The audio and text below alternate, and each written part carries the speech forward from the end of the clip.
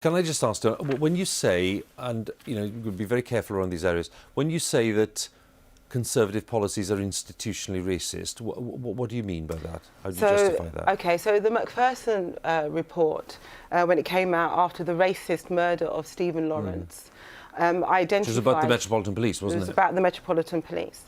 And what they said was that Metropolitan Police was institutionally racist. Right. It didn't mean that all police officers were racist.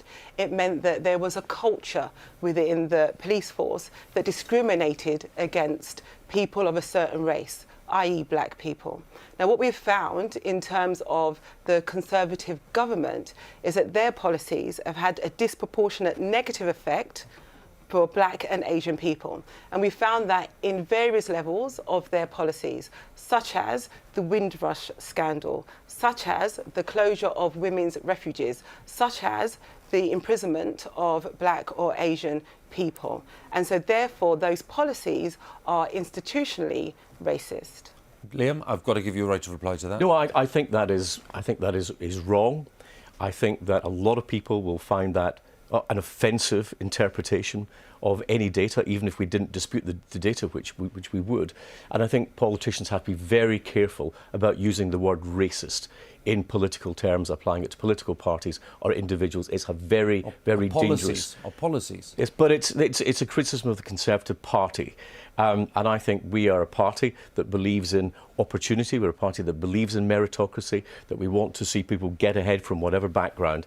And I think to start to use this word is a very dangerous thing in politics. The lack of understanding of the effects of certain policies means that we will never get to grips with it if you don't grasp it. And I know it's uncomfortable and I know it's difficult, but at the end of the day, Theresa May herself ordered an audit, a race disparity audit, which she talks about often. And that race disparity audit showed quite clearly that the policies are having a negative effect on black and Asian people. A prime minister